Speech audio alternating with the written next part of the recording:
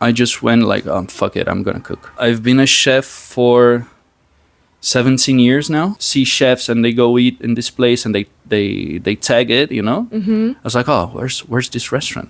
I have so many places, Mark, that you Yeah. have shared. I don't know if many people know already that you are going to open your own place. What led me to where I am now and to have decided to start cooking professionally is Hello, everyone, and welcome back to yet another episode of Perceptions of Purpose. Today I'm talking with Carlos, or better known as Cadu. Cadu, yeah. Yep. He is an experienced chef here in Madrid at Gota. Yeah.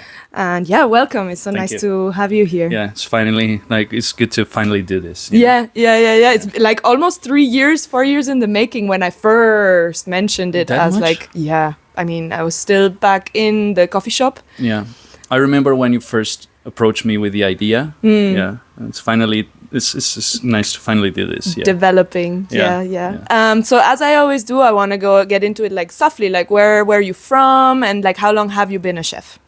I've been a chef for 17 years now. So, yeah, it's pretty much half of my life. Wow. Yeah. Wow. That's quite something. Yeah. And how do you feel about that? Actually, I realized this like not very long ago. Okay. And I was like, wow, dude, it's like half of my life already. And from now on, it's going to be like I've been cooking more than I've been not cooking. Okay. Yeah. Like from, you know? Exponentially. Yeah. So it's a curious thing, you know, like a curious data, you know, for Yeah. myself. Of course. Yeah. Of course. Not necessarily bad, No. but, you know. But time went by quickly, no? It's not like you feel like Yeah, it's exactly. dragged along. No, So, no, yeah. And do you think that like the way that you grew up or like the experiences in general that you had like in those early ages then, because if you've Yeah. been a chef for this long, like what is it that pushed you or led you to work in hospitality? I think that what led me to where I am now and to have decided to start cooking professionally is a love for restaurants since I was like very young, you know, because like my family has not like we were not that like foodie family, you know. Okay. It's like my family always liked food and we appreciated like well prepared stuff, but we are not going to the best restaurants or like very like high end cooking. You know? Yeah, anything like Michelin star or No, whatever. like Yeah. we like my parents or my family didn't even know what it was, you know. Okay. And but at the same time we always hanged out in restaurants, you know. What kind of restaurants? Pretty much most of them were Italian. Okay. Yeah, it's like Italian, Brazilian, you know, and like the environment of the restaurant, I think it's what drew me in, you know, because I have memories of going with my parents to this restaurant, and it's like I was too little to sit on the chair and reach the table. Okay.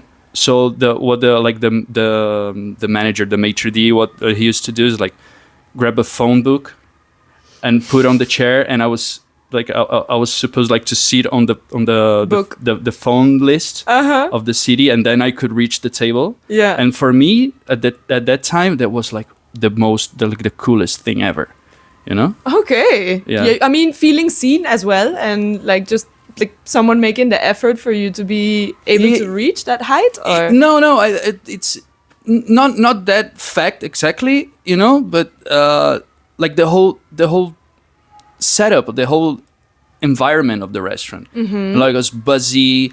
It was like, for example, sitting on a book. I was like, I could never have thought of that, you know. And I was Yeah. like, oh, dude, this is like it's so cool. It's so different from my house, you know. yeah, something And- special. Yeah, exactly. For me, it was like the feeling of it being like a special occasion or being in a place where like cool things go on. You know? And you would go to the same restaurants repetitively, or would you go to new ones all the time?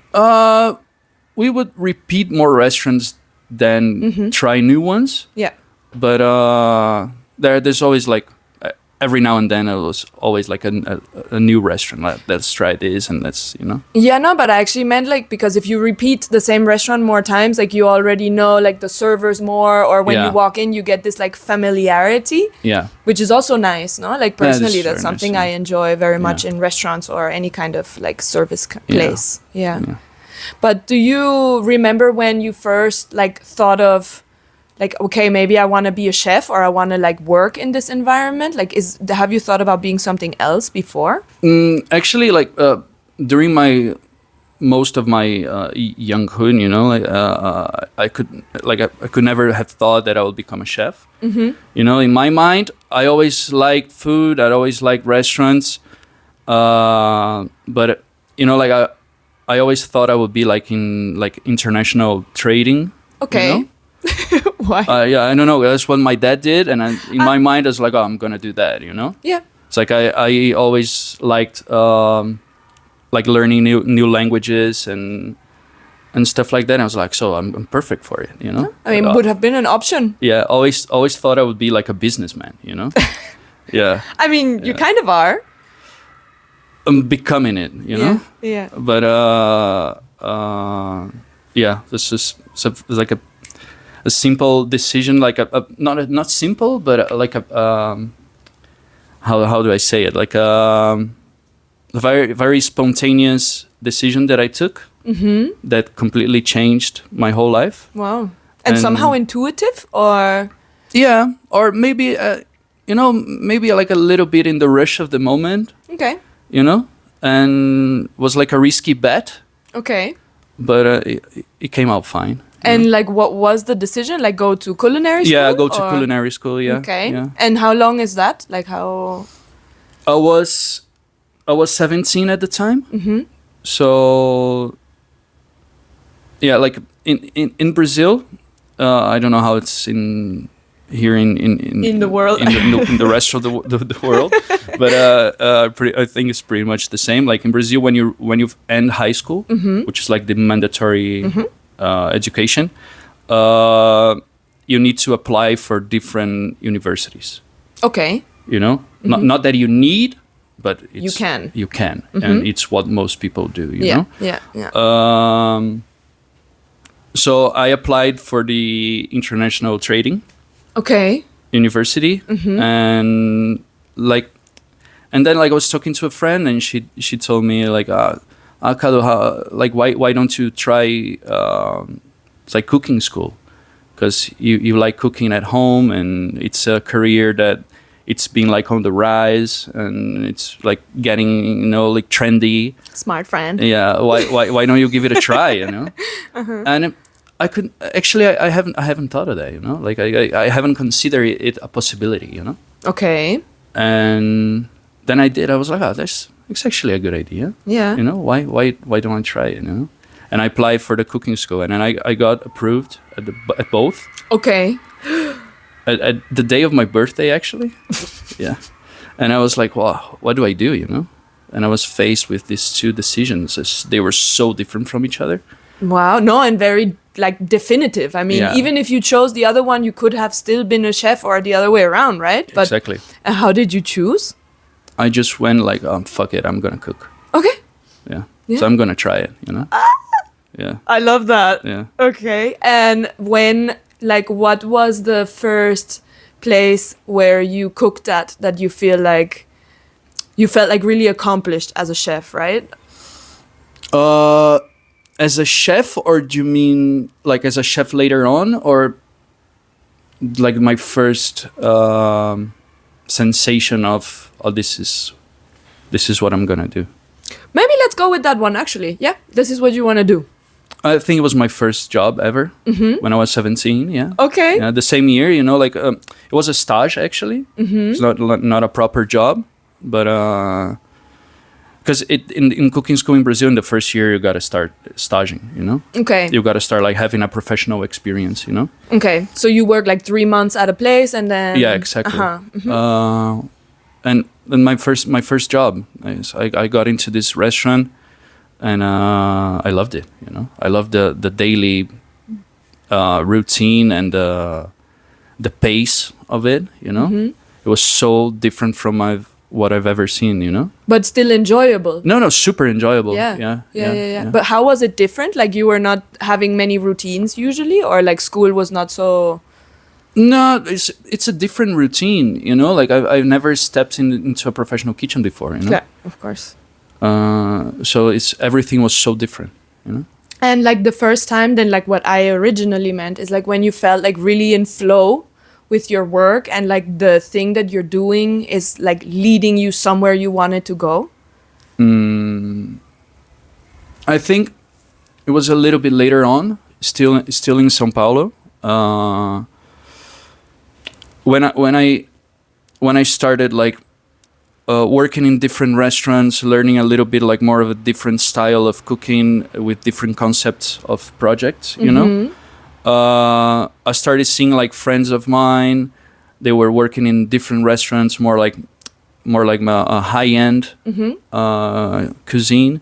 And I was like, oh, this is actually kind of cool, you know. Like I'm gonna check this out. And I was very interested in food and cooking and chefs and like references, like who's the coolest guy now, like who's, you know. And I remember one day I went to a bookstore and I found these cookbooks that and I brought home. Like I didn't know what they were. They were like from two different restaurants, but I didn't know them. Okay. And I bought them because they looked cool, you know. And I went home and I was like, start reading them. I was like, oh fuck, this is what I want to do, you know. Like another world behind the thing that you already knew, but like widened. Yeah. And it gave me that day. It gave me like a sense of direction into what type of cuisine I would like to work in, you know. Which is more of a high end, more of a I don't know how to call it. Like I don't want to say fine dining. Yeah, but like for the sake of understanding, yeah, for the sake of labeling it. Yeah. Okay. That's it, you know. And that's when I decided, like, so if I want to dedicate myself to this type of cooking and restaurants, I need to get out of the country, you know. Like I need to see what these guys are doing, because they were all from like either England or Northern Europe, you know. So it's like I need to find a way to get a job in those type of restaurants. And then so you worked somewhere in Northern Europe? No. I never actually managed to go to the UK or Northern Europe, but because I always had at the same time, I always had this very tight relation to Italy. Okay. You know, because of my family and the way I was raised. So for me, that was the obvious choice. So you went to Italy. Yeah. Okay, but Italy has like a really big culinary huge heritage. Yeah, huge. Okay. Yeah. And like when you went, or in general still today, when you want to go to a restaurant, like what are the things that you pay attention to that would make you choose the restaurant? Like literally from looking on Google Maps and like seeing the photos or the atmosphere, or is it like blogs or people that recommend it to you? I think it nowadays is more of a recommendation of friends and colleagues, you know. Yeah. Because you know that your friends or your colleagues know what you would like. So if they recommend you something, you're probably gonna like it. Yeah. You know. Yeah. But pretty much. Instagram, like I see chefs and they go eat in this place and they tag it, you know. I was like, oh, where's this restaurant? I have so many places, Mark, that you have shared, like from London and stuff, where I'm like, okay, if I go, you know, I already have some stuff. You know, that's what I do. You know, like I see someone at a random city in the world, and I was like, oh, where's that? And then I'll check it out and I'll save it on Google Maps, and that's it. You know, like, oh, so. Every time if any time by any chance I go to that city, I know where to go. You already have something at least to, yeah. And maybe in Madrid, like, do you have a favorite place here that comes to mind now? Restaurant? I don't know. Madrid has always been like a tricky place Yeah. to define like your favorite restaurant. Yeah. I think maybe now, maybe might be La Buena Vida. Okay. I don't know it, so. Yeah, Yeah. it's very close to Gotha. Okay. It's owned by this couple.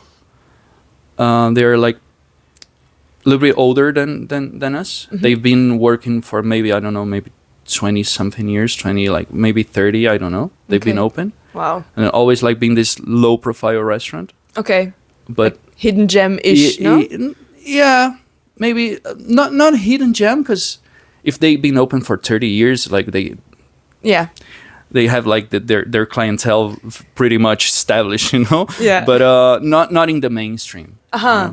Yeah. The people that know to go, and like they always will have this recommendation base. But, Yeah.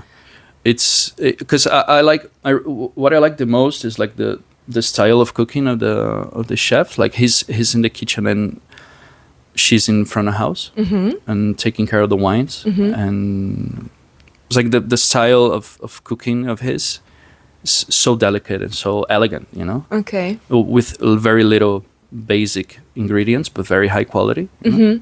I mean, that's like a little bit of your style as far as Yeah. I can Yeah. tell, right? Like having good ingredients and like very much like I remember butter being a big thing. Yeah, butter's the big thing. Butter is beurre. Blech. It's a big thing. Yeah. Yeah. And so yeah, but like leading up to a little bit the news that you have going to open your own place. I think it's the news are starting to get around, you know, but we haven't like I haven't told that much people, you know. Okay. How much can you tell us? I can tell you everything. Tell me everything.